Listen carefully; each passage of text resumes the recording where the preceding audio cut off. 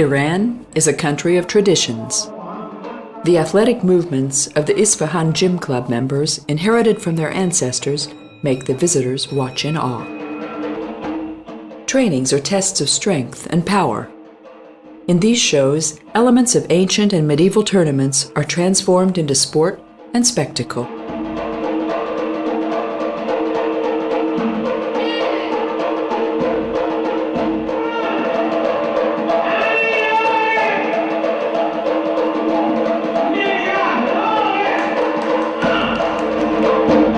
During the exercises, they use peculiar devices, heavy maces and chains.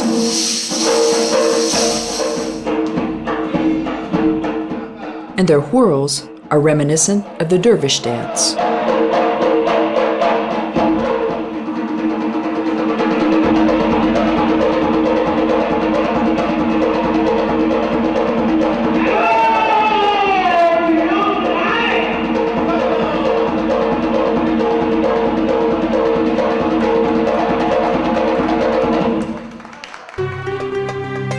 With its population of 70 million, Iran, the former Persia, is the largest country in the Middle East. This beautiful country can be a very attractive destination for tourists who are always on the lookout for something new. Snow-capped mountains, wide-ranging deserts, green oases, wonderful old cities, turquoise-domed mosques, and monuments of cultural history and architecture declared as World Heritage Sites are waiting to be explored here. From the heart of Europe, it takes about 4 hours by plane to reach the capital that has a population of 13 million, spread out at the foot of the Elburz Mountains. Tehran, the city that became the newly chosen royal residence of the country only at the end of the 18th century.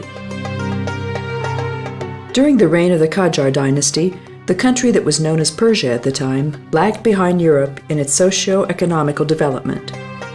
In 1925, Reza Khan, an Iranian military officer who previously had also served in the Russian Tsar's army, took power and, after having himself crowned Shah as a supreme ruler, established the Pahlavi dynasty. In 1941, during World War II, the Brits, who had considerable influence in the region, removed the German sympathizer Shah and put the young Mohammad Reza on the throne. The Sadabad Palace complex, that consists of 18 separate buildings surrounded by a beautiful park, was built in the Pahlavi era and used as a summer residence by the Shah and his family. An exhibition is set up in 7 palaces that are richly decorated, mostly by Muslim motifs, with valuable furniture, gorgeous Persian rugs, lavish festive attire, family pictures, china, weapons including decorative swords, and other valuable items collected by the Pahlavis on display inside. Reza Pahlavi and his beautiful wife Farah were very popular with the Western tabloid press in the 60s and 70s. They published long, detailed photo articles in magazines about the Pahlavis' luxurious palaces, the cheetahs they kept on leashes instead of dogs, and the glamorous balls and receptions they held. The turning point came in 1979. With the lead of Ayatollah Khomeini, the Islamists seized power, took the employees of the American embassy hostage, ousted the Shah, forced the women to wear chadors again, reintroduced gender segregation, and reversed all processes of modernization. Iran became a Shiite-led country, with Islam as the state's religion. The Sadabad Royal Garden and Palace were opened to the public as a combined museum. If you're in the northern part of Tehran, near the Sadabad Palace at the foot of the mountains, make sure you visit the Niavaran palaces that counted as Shah Mohammad Reza's second favorite place. The palaces are hidden in a beautifully landscaped 5-hectare park that boasts ancient trees and await the visitors with an especially rich and versatile collection, including former family memorabilia. It became obvious that although during the reign of the last Shah the country developed and became more modern due to the fabulous riches that came from oil, a gaping difference formed between the wasteful, lavish lifestyle of the rich and the everyday struggling of the poor people in the cities and in the country. The enormous fortunes that poured in for oil didn't serve to better the life of the general populace even after the Shah left power. Despotism was replaced by religious dictatorship. The political and economical situation of Iran has only just started to consolidate now, about 20 years after the death of Khomeini. One of the main mosques stands in the former commercial center, the mostly covered bazaar. Its old name, Shah Mosque, was changed, and now it bears the name of Khomeini, the religious and political leader of the Muslim Revolution. Khomeini, who died in 1989, is still highly respected by many, even today. You can see his photo with his signature beard and turban everywhere, including the bazaar. Nowadays, however, not only crowds of simple Iranians, but also theologists believe that the country's road to ascent is to separate the practice of power and religion. It's easy to get lost in the maze-like bazaar. The huge and varied selection of goods is almost dizzying for foreign visitors. The fairy tale atmosphere, the cavalcade of colors and scents, but even the goods and the craftsman articles are pretty much the same in all Arab bazaars. The difference is in the behavior of the people. In Tehran, don't expect the usual assertiveness of merchants you so frequently encounter in Arab countries. Iranians are a bit prouder and more reserved.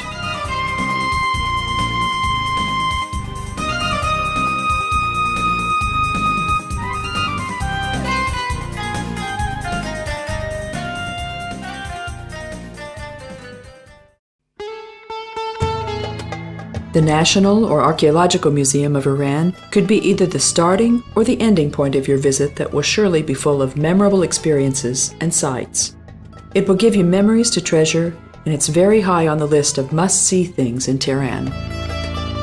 In the building that was under construction from 1935 to 1937, the history of Iranian culture spanning several millennia is presented on 2,744 square meters. The unbelievably rich and expertly selected collection consists of earthenware, valuable stone statues, wood carvings, metal tools, and original stales. Through the most imperishable artifacts remaining from the time of Cyrus, Darius, and Xerxes, the age of the Achaemenids comes to life, that is, the Persian Empire, which came into existence a little more than 2,500 years ago, after the early Elamite and Median era. The reliefs of the audience hall, depicting Persian and Median warriors, the mythical animal representations with an emphasis on figures of lions and bulls, and also the world-famous friezes in the Apadana Palace with the images of the conquered peoples paying homage, all originate from Persepolis. You can marvel at the various law books and important documents of the highly civilized ancient cultures written in cuneiform script. The museum provides a very good overview of the later Parthian and the pre-Islamic Sassanid era. The Achaemenid relics are real treats for the fans of Persian culture, especially the famous Proskinesis relief of Darius that depicts a typical ancient Persian form of greeting.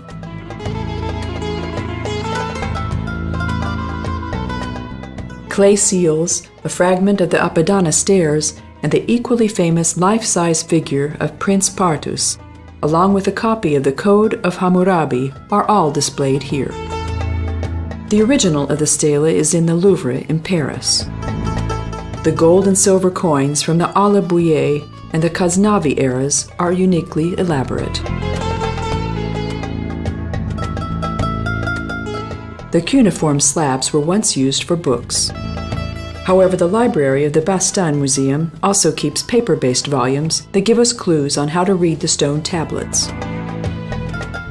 Here you can find all the publications that have ever been written about Persian archaeology, history, literature, and architecture. You can see many works originally written in English and French, along with their translations as well.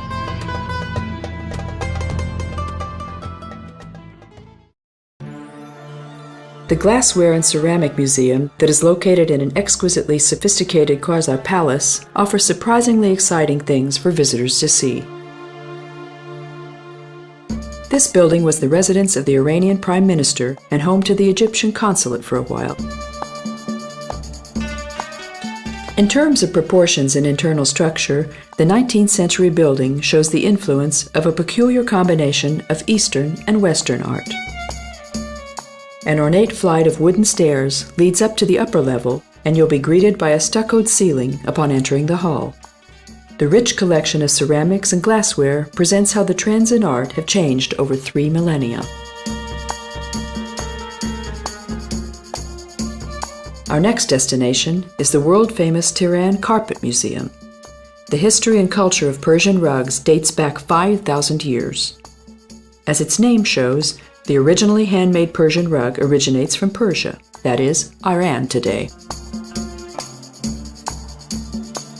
The ancient Persians wanted to make their residences more cozy, so they started making handmade rugs with designs of plants and animals they saw in nature. These rugs are done by a double knot weaving technique, so they're very durable and last up to even 3 generations. The value of Persian rugs is measured by the knot count per square meter, which can range from 90,000 up to 1.5 million knots per square meter, depending on whether it's made of wool or silk fibers. So the smaller the knots, the more durable and valuable the rug is. This special rug that was made in the early 20th century shows a Western influence, depicting the family trees of American presidents. Here you can also marvel at a copy of the world's oldest known handmade Persian rug.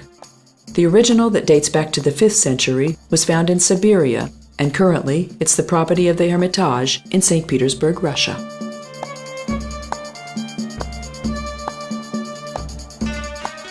We're heading south from Tehran, traveling about 700 kilometers.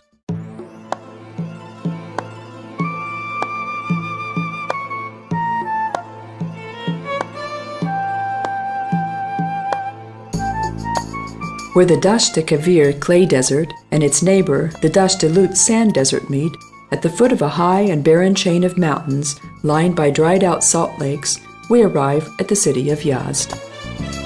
This ancient settlement that lies at 1,200 meters above sea level is the center of Iran's fire-worshipping of Zoroaster religion that has its origins in Persia. According to the world's first monotheist religion, the dead must not be buried or burnt, lest they pollute the sacred elements of fire and earth. So the dead are carried up to the dakhmas, the towers of silence, built on the mountaintops and left for the vultures in an enclosed area that is surrounded by walls.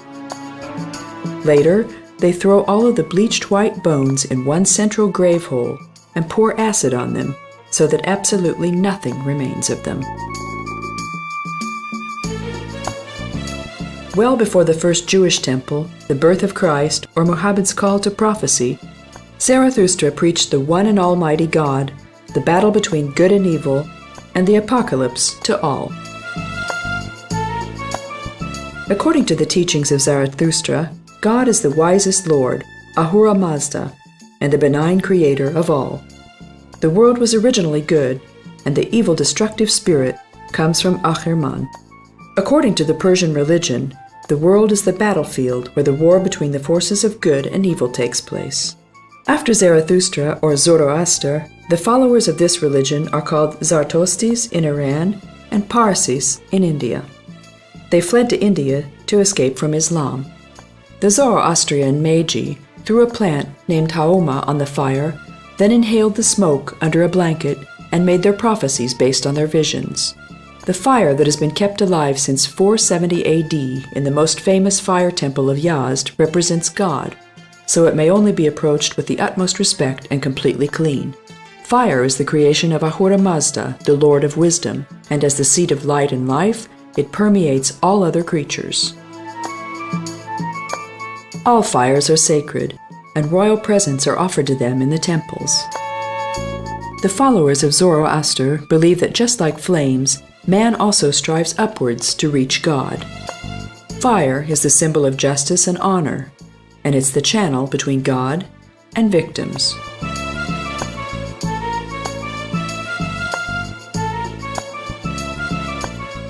Since the 7th century, after Islam rose to power, The believers in this ancient religion of Iran have been massively persecuted.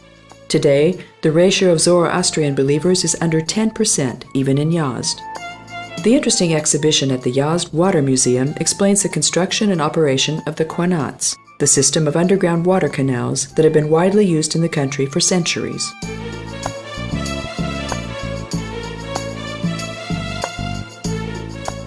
This method allows the transportation of life-giving water from the wells hiding at the feet of the faraway mountains to great distances with the minimum of evaporation. In many places, wooden mills are used to bring up the water. Often, the water carried deep down in the canals under the palaces, residences, or mosques is used to create baths. All over Yazd, you can see many wind catchers, or bajirs, that look like chimneys with windows, which are actually natural desert air conditioners or solar chimneys. With hot weather like this, it's necessary to cool the air. The drafts going through the openings and wind ducts of the towers make the heat tolerable and cool the water of the underground canals and reservoirs.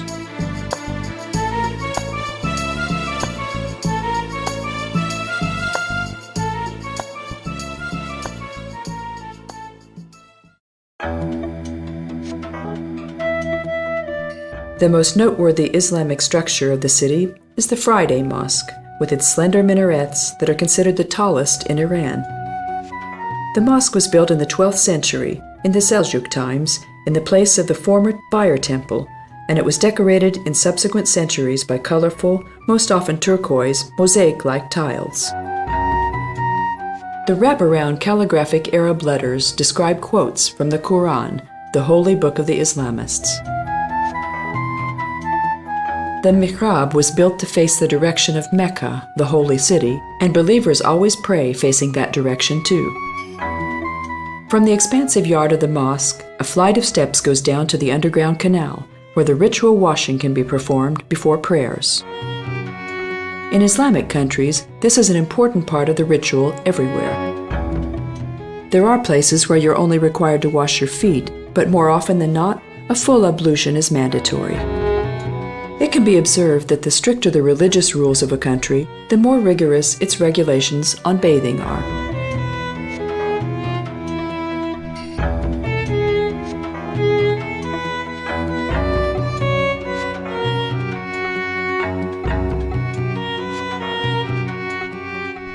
Not far from the Friday Mosque is the Shrine of the 12 Imams, the well-known place of pilgrimage of the Shiites. On the main square, next to the bazaar, stands the Mir Shakhmak, built in 1437 as a bath for the mosque and a caravanserai for tired travelers. The ornate, high arcaded facade was added to it in the 19th century. The square in front of it is a venue for religious celebrations. We're headed towards the east to the city of Kerman, from Yazd, the geographic center of Iran.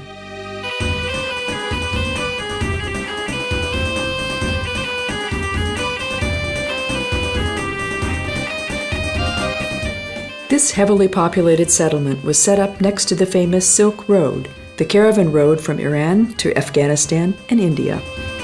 Already Marco Polo, the famous traveler, wrote about the city, its carpet weavers, and the richness of its bazaar. Just like in all Oriental bazaars, they sell all kinds of nuts and seeds here.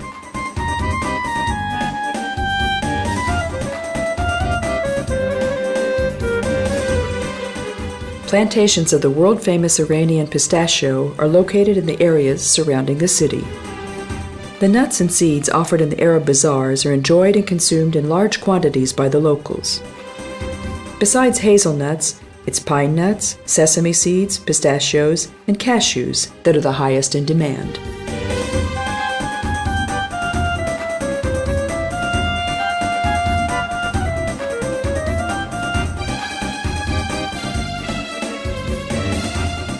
After their long and tiring trips on camel, horse, or donkeyback, the guests of the caravanserai found recreation and relaxation in the hammam, or the bath. The travelers, merchants, or members of the clergy used the caravanserais for overnight accommodation and bath services, just like tourists and businessmen use wellness hotels today. Pools filled with water of varying temperature from cool to hot, and massages were offered to provide refreshment and recreation already centuries ago. One of Kerman's baths was changed into a museum where wax figures portray the services of the hammam. In the middle of the domed halls, the large octagonal pools were filled with pleasant, lukewarm water, while the water temperature of the smaller, triangular pools in the corners ranged from icy cold to steaming hot. The rooms were heated by steam, and that was used to keep warm the marble bench where the massages were done as well. It's worth paying a visit to the caravanserai located in the area of the Vakil Bazaar near the baths. These buildings comprise the 17th century group of monuments from the Safavid age, collectively known as the Ganj Ali complex. The caravanserai is accessible through a well-kept park. The goods brought from afar, as well as the animals, donkeys, and camels, were kept on the ground floor, while the merchants stayed upstairs. The old scales at the gate served for weighing the goods. There are several ornate mosques around the bazaar that crowds of believers could and still can attend up to this day. The Allah il Allah call to prayer sounds 5 times a day. In the old days, it was natural that the muezzins walked up the narrow spiral stairs of the mosques and used the volume of their own voice to address the believers. Today, it's not rare that you can hear the mullah's prayers through microphones and loudspeakers. Through the dry semi-desert ranges of the Kuwi-Rud Mountains that go through Iran in a northwest to southeast direction, we're approaching Rayen, a phenomenal memorial town surrounded by high walls, considered the little sister of the earthquake-shaken city of Bam. You can see patches of snow in the peaks of the 4,465-meter-high, now inactive Kuwi Hazar volcano. The fortress, the citadel surrounded by impressive walls, was built in the Sassanid age, before the spread of Islam. The high walls provide a great view of the uniquely shaped adobe and brick buildings of the once busy merchant town. Today, since nobody lives within the walls on a permanent basis, the settlement has a bit of a ghost town feeling, with its web of narrow alleys and peculiar atmosphere. The elegant reception halls in the imposing courtyard of the citadel have been nicely renovated and renewed. These were where the leaders of the rich camel caravans were accommodated. Traditional Iranian architecture has preserved its continuity, and although from time to time it was diverted by internal political conflicts or attacks from abroad, it's managed to create a style that is quite unmistakable.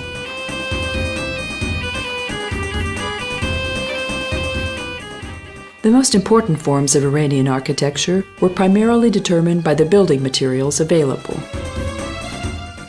As hard clay could be found most everywhere in the highlands, it promoted the most primitive of all building techniques. People also used mud, which they pressed into blocks as hard as possible, then left it to dry. This technique, widely used in Iran since the most ancient of times, has never been completely abandoned. The ample reserves of strong, malleable earth, together with the durable lime mortar, also promoted the development of the brick. Another feature widely preferred by Iranian architecture is rich symbolic geometry, using such simple shapes as the circle or the square. So, the designs are often based on a symmetric layout highlighting the rectangular shape of internal courts and halls. Certain design elements of Persian architecture have been present throughout the entire history of Iran. Over the centuries, these elements have recurred in the most various types of buildings erected for a wide range of functions under the auspices of a long line of emperors.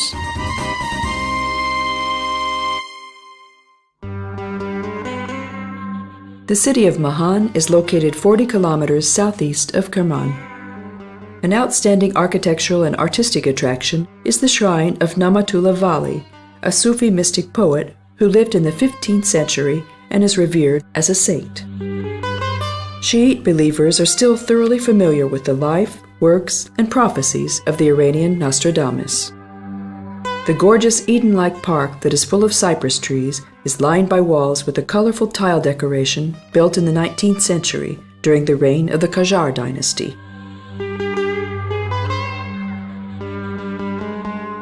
In the side chambers, you can visit an exhibition of religious relics related to the Sufi saint. If you pass through the carpet-covered main nave of the 17th century mosque, you'll reach the grave of the holy poet Namatullah Vali in a separate, shrine-like room.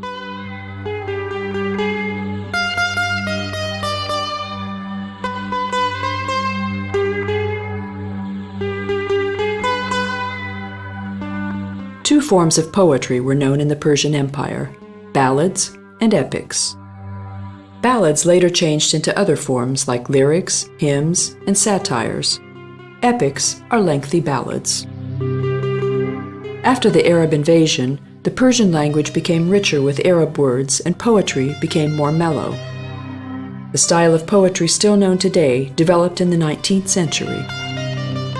Since the Persian language is soft, melodic, and very descriptive, and the words have several meanings, the thoughts of the poet can be interpreted in various ways, so the Persian language is considered very rich and poetic.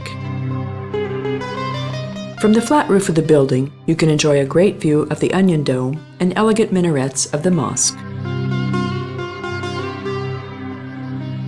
The Bagh-e-Shahzad Park in the outskirts of Mahan is considered the most beautiful garden in the whole country. A road that leads to the palace, hidden in the upper end of the park, is lined by flowing fountains and freshwater pools full of fish.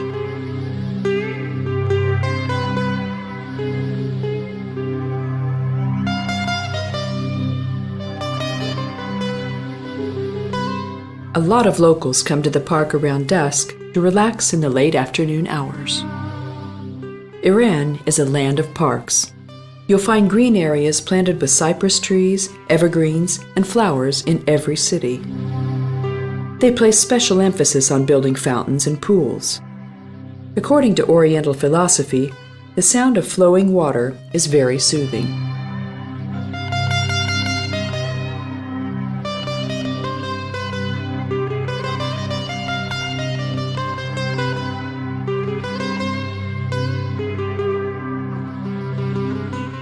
On the way to Shiraz, the city of roses and nightingales, Sarvistan is one of the most beautiful examples of fortresses built in the 5th century Sassanid era. The building was most likely also used as a hunting castle 1,500 years ago. A triple portico forms the entrance of the palace that houses reception halls of surprising arches and size inside. The central hall was covered by a brick cupola. The ruins have been expertly preserved for later generations.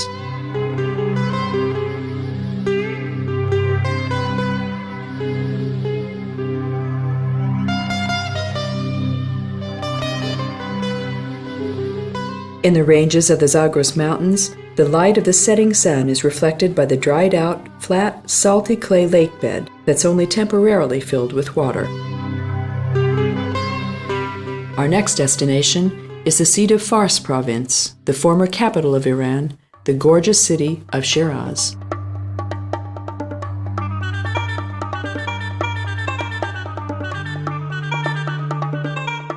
On the road coming from Tehran, in the outskirts of Shiraz, stands the Quran Gate. From here, you can have a great view of the oasis city that lies in one of the largest basins of the Zagros. 150 years ago, the eminent Hungarian Orientalist Armin Vambery, dressed as a dervish in a caravan, could see how the true Muslims fell on their knees, giving thanks to Allah for allowing them to reach this safe haven after the trials and tribulations of traveling through the desert. Shiraz is the city of poets. The statue of poet Kayoué Kermani was made by Abdul Ali Gasrodasti. The citadel that was built in the 1760s stands in the heart of the city. The fortress was commissioned by Karim Khan, who declared Shiraz the capital of Persia in 1750. There are circular bastions at the corners of its 12-meter-high brick walls. One of them is leaning like the Tower of Pisa. The name Shiraz might sound familiar to many after the red wine that's becoming more and more popular. It's actually the name of a Persian grape variety after which both the city and the wine were named. You can still see vineyards in the outskirts of the city.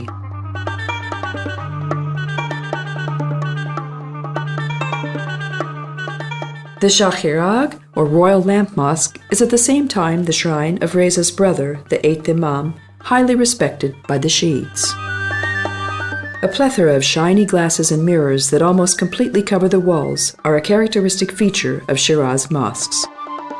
Another typical design element is a mosaic-like representation of flowers, primarily roses, on the facades and arches of the arcades, but also on the walls of the mosques overlooking the courts.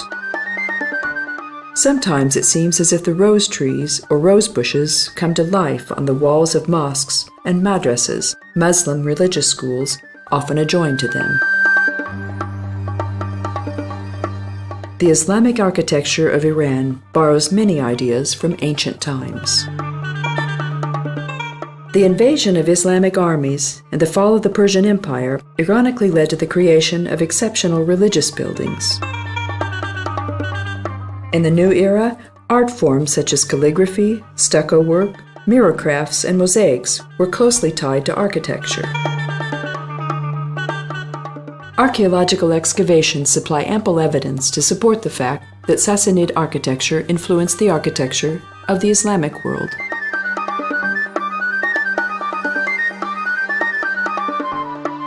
Semicircular and oval arches were very important features in the old Persian architecture and led Safavid architects to prove their exceptional talent by constructing huge domes. As the German archaeologist Hoof said, the cupola is the ruling element of Persian architecture. The Vakil Mosque was named after King Karim Khan because he actually didn't take the title of Shah, but called himself Vakil, a governor of the people. The twisted monolith columns of the Vakil Mosque are extremely interesting. There are altogether 48 of them. Next to the mihrab, the shrine facing the direction of Mecca, stands the 14-step marble pulpit, the minbar. This is where the mullah calls the congregation of believers to pray on Fridays. In the Vakil Mosque, the main ideologists and religious leaders of Iran are portrayed by photos and paintings.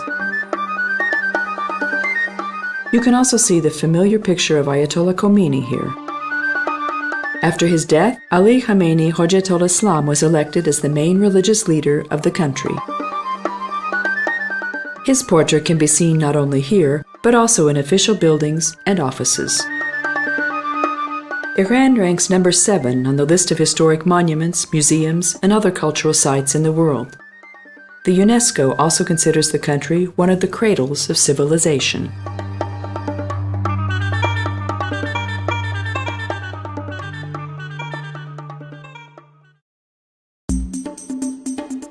Not far from the mosque is the famous Naranjistan, or in English, the Orange Blossom House of Khorram, the residence of a former governor and protector of Shiraz. Today, Naranjistan is a museum that belongs to the city and the National Cultural Heritage Foundation.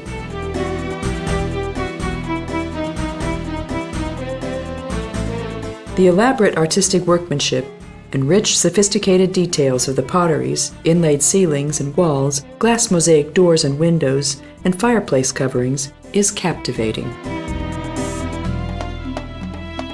A descendant of the owner of the palace writes, "No doubt it's a must-see. Go to Shiraz, visit this breathtaking museum, and see with your own eyes all the culture and elegance that this century-old building represents." There are fabulous places and homes all over Iran that are parts of museums and the cultural heritage. Many people in Iran know what true elegance is and how to live in beauty. Actually, they've known it for centuries, and many generations grew up with that. I think we, in our Western society, have given ourselves so much over to our phobias about how this world is supposed to be and how things must work by our rules that we simply forget that the pillars of civilization and the carriers of tradition are countries like this, like Iran.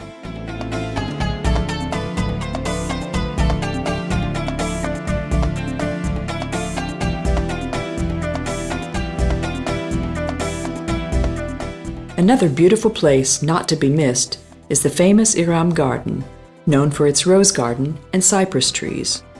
The house once belonged to the Qashqai family.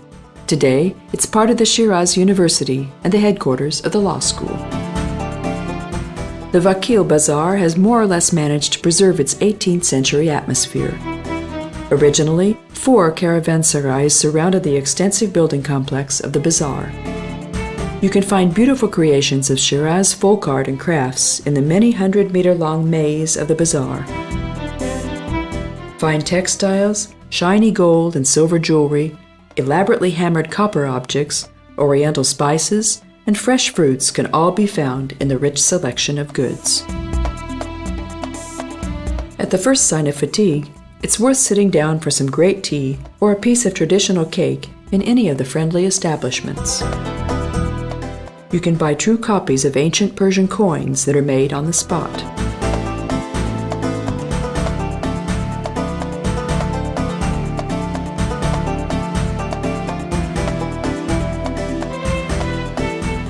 The old bazaar dates back to the era of Shah Abbas. Its layout is one of the best among Oriental bazaars. 74 proportionate arches span the curved alcoves and serve to support the roof structure.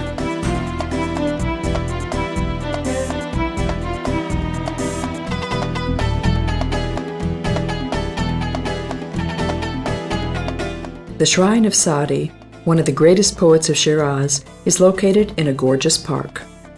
The 13th century poet created rhymes about the pleasures of life. His poems and verse-infused anecdotes written in prose under the title of Gulistan, the Rose Garden, and Bustan, the Orchard, are still taught in the schools of Iran. The most famous poems of Saadi are an intrinsic part of world literature. The English translation of one of his poems graces the entrance of the UN building in New York. When you pass by the modern shrine that was constructed in the middle of the past century, you can reach an underground freshwater canal full of fish, the water of which is traditionally believed to make women fertile.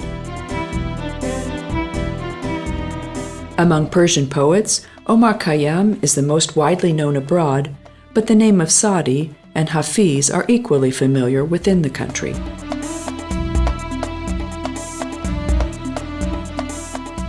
The Shrine of Hafiz, the legendary poet of Shiraz, is an octagonal, canopy-like structure that also awaits his consistently large number of visitors in a wonderful park surrounded by a rose garden. Those who know Persian literature are still impressed by the mystic effects of the poems of the 14th century poet.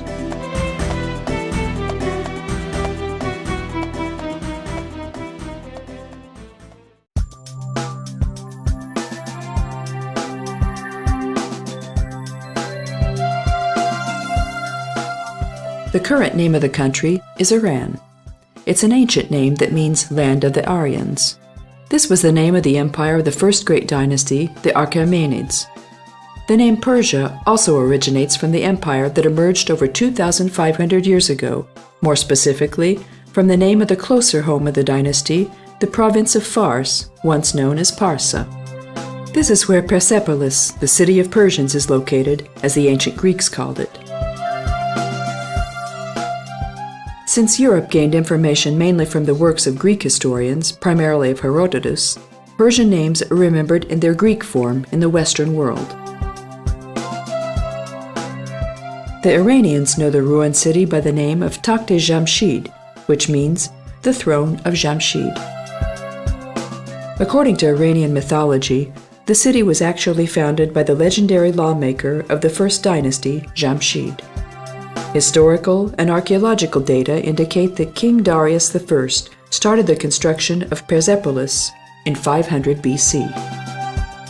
The enormous stone terrace, the supporting wall system decorated by gorgeous friezes, the impressive stairway of the famous Hall of 100 Columns, and the stately reception hall, the Apadana, are all linked to his name.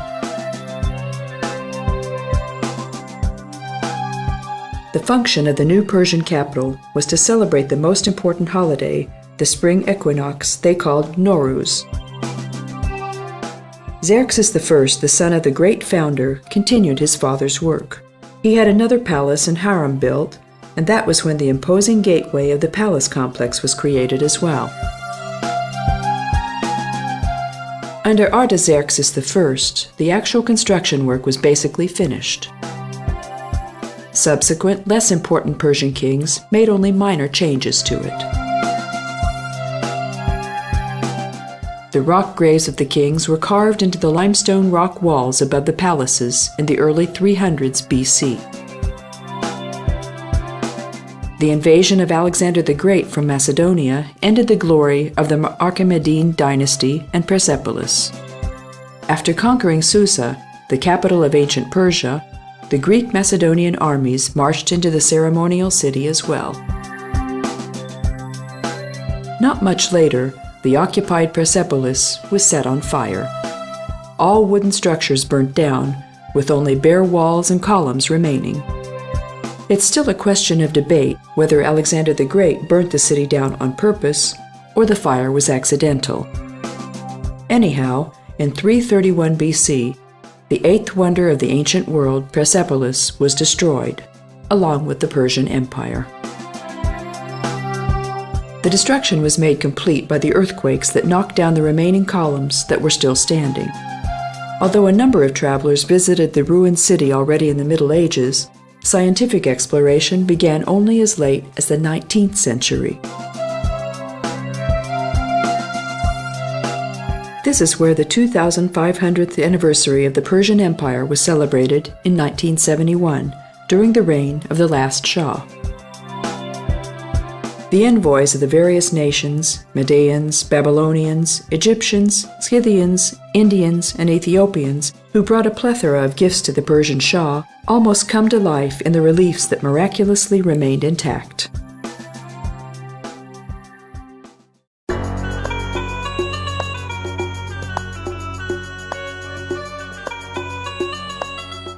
Persian kings had their tombs carved into the rock face of the Nasci-Rustam, only a few kilometers away from Persepolis. From among the 7 royal graves, only the first one belonging to Darius I could be identified without a doubt. The tombs are built in a similar pattern. All of them have a door that opens into the crypt from a cross-shaped, smoothly polished facade.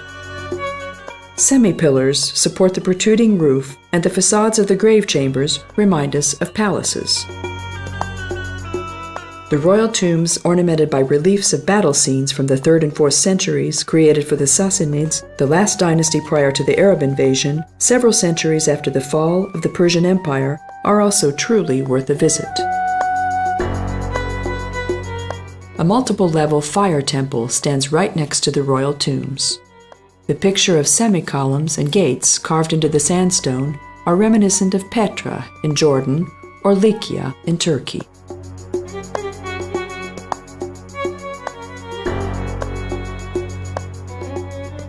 Isfahan is considered the most beautiful city in Iran.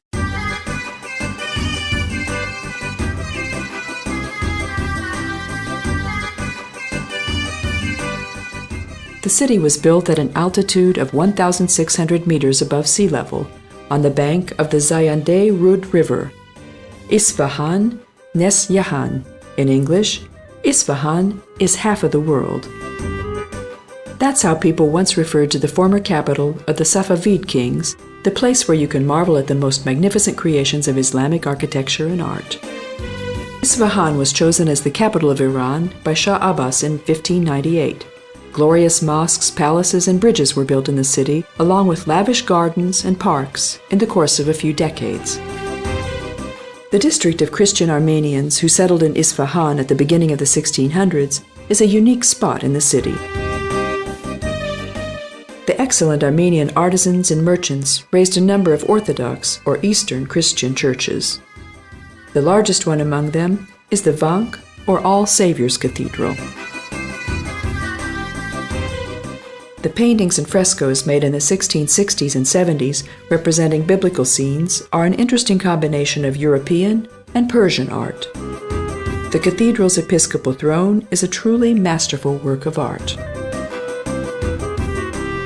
The cupola and the walls of the church are decorated by colorful frescoes that depict the events of the life of Christ, his entry to Jerusalem, his miracles, and the Armenian version of the Last Supper.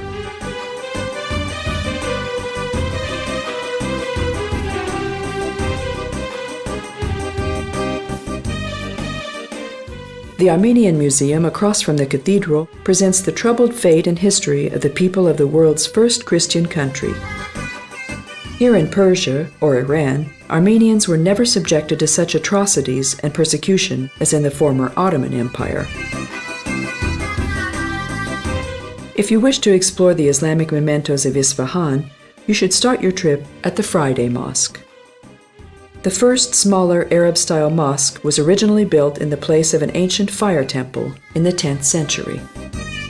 Isfahan was the capital of the great Shayuk Empire. To announce its rank and the role it played in the protection of Sunnite Islam, Grand Vizier Nizam al-Mulk developed the old main mosque into a building complex unparalleled in the Islamic world.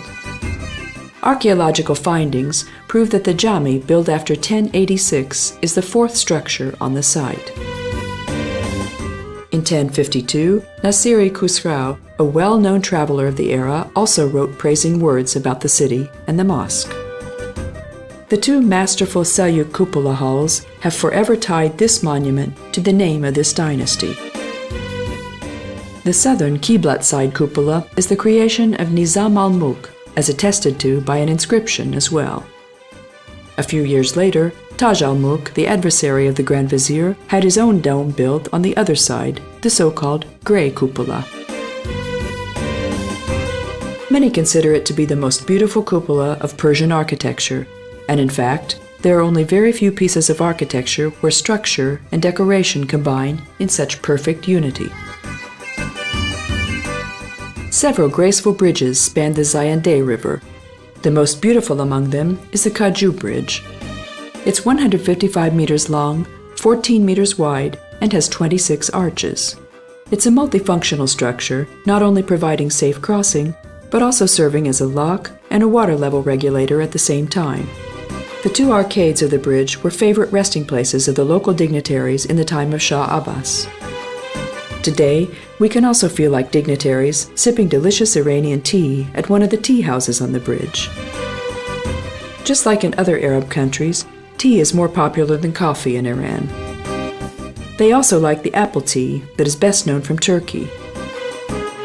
At the tea houses, you can also satisfy your craving for a shisha.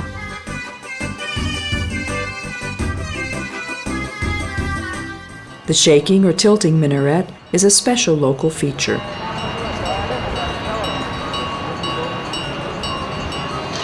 If you lean on it and shake it a bit, the minaret starts to sway as if it were drunk, probably caused by the vibrations. Of course, only in theory, as alcohol is prohibited for Iranians.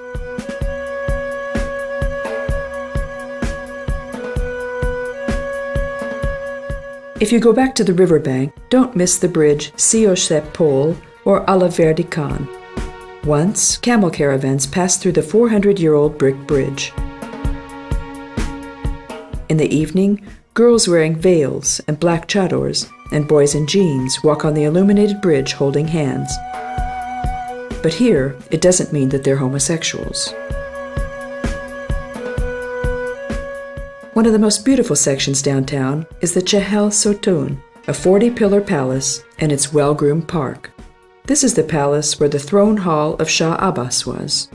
The palace was named after the reflection of its 18 slender wooden columns doubled in the water of the pool in front of it. The Persians rounded the number up, since the number 40 not only represented a round figure, but also the idea of numerous or plenty. You'll see a captivating canopy-like painted coffered ceiling above the wooden pillar heads. The Great Hall of the building is a must-see, where you can marvel at paintings of famous battle scenes made in the 19th century in the time of the Kaju dynasty. The depiction of humans was not as strictly prohibited for the Iranian Shiites as for the Sunnites of the Arab countries. The rest of the pictures portray the Persian emperors of the past 400 years, among them Shah Nadir, who had the peacock throne of the Indian Moghuls brought to Persia as a trophy of war. Shah Abbas II, the son of Safi I, was a member of the Safavid dynasty. He inherited the throne at the age of 9 upon his father's death. His 4 brothers were blinded as a precaution. During his reign, Persia didn't have to fight against the attack of the Ottoman Empire. Actually, it could even expand its borders as it grabbed Kandahar from the Mughal Empire. In 1650, his fleet defeated the Portuguese Armada, so he could take control over the entire Persian Gulf. With his domestic policy, he continued the efforts of his predecessors to centralize the whole country. Significant architectural relics of his reign are the Chehel Sotun Palace and the Hoju Bridge. He died in Khosravabad and he was buried at the Shiite church center Gom, according to the family's tradition. Imam Square, or formerly the Shah Square, is the impressive main square of Isfahan. It's huge, one of the largest in the world, with a length of 500 meters and a width of 160 meters. Only the Tiananmen Square in Beijing is larger. In the middle of it, people played polo games in the era of Shah Abbas. At both ends, you can still see the marble columns that once served as gates. On the western side of the square is the Ali Gate. It means tall gate, and this is the real entrance of the main square. Shah Abbas had the smaller pavilion that formerly stood here redesigned and turned it into a real palace. There are 60 rooms in the building. Some of them feature wall paintings depicting the members of Shah Abbas' court. Thousands of years ago, traveling merchants already told sagas about the wonderful recreational place in the slopes of the Zagros Mountains and the shady gardens of the oasis that lies on the banks of the Zayandeh River.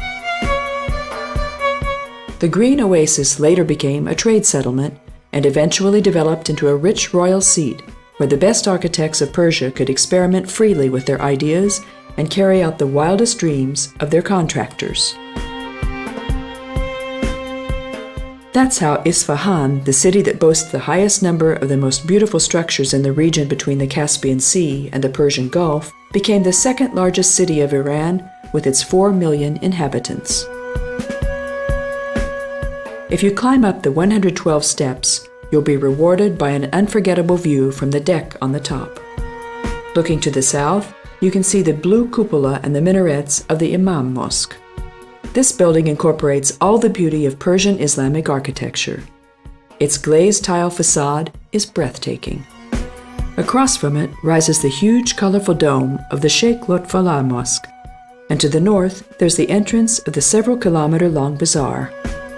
There was a fountain once in the middle of the terrace. The fabulously beautiful Lotfallah Mosque was completed in 1619. The sheikh it was named after was a doctor, revered as a Shiite saint. Lately, it's been considered probable that the mosque was reserved for the harem of the Shah.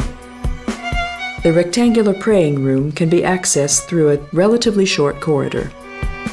The light that comes through the trellised windows of the cupola lends a slightly mystical atmosphere to the interiors. The dominating colors are blue, gold, and yellow, with the internal decoration reminiscent of the designs of Persian rugs. In 1000 AD, Isfahan had more than 100 mosques and Quran schools, 2,000 caravanserais, and 300 public baths.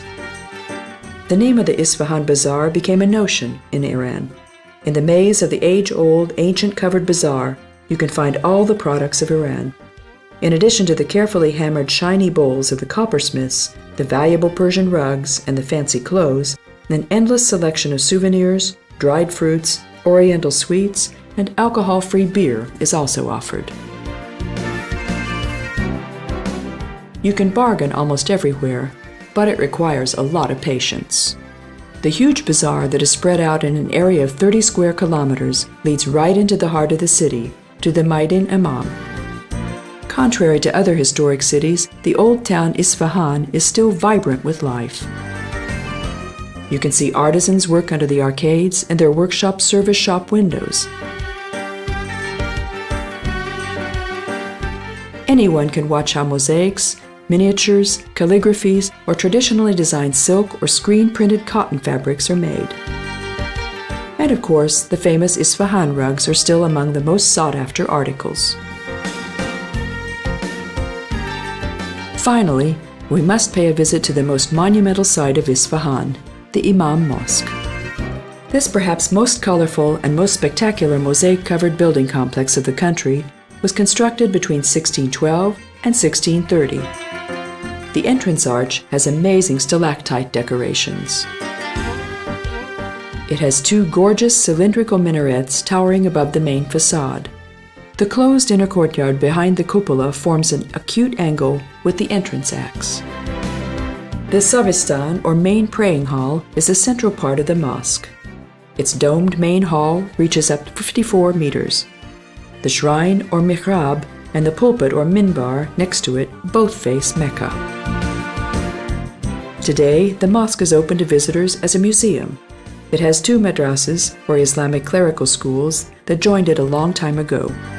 The Persian, Arabic, and Seljuk Turkish styles have left their marks on mosques, madrasas, and shrines alike. The old Oriental trends were creatively boosted by the Islamic influences, which are also reflected by the harmonic proportions and the clean lines of the mosque, thereby giving spectators the impression of absolute perfection.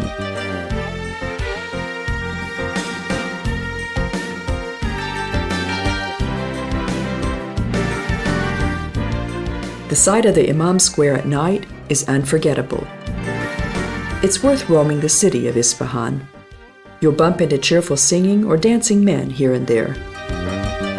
They would surely love to have fun with and enjoy the company of women, but strict Shiite traditions prohibit that.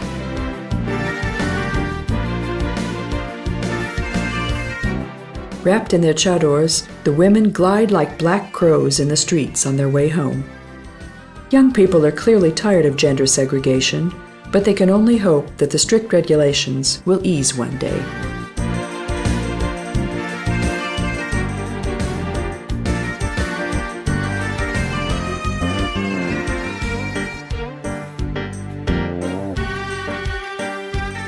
Khoda Hafez. Goodbye. Let's say farewell to them and to Iran for now.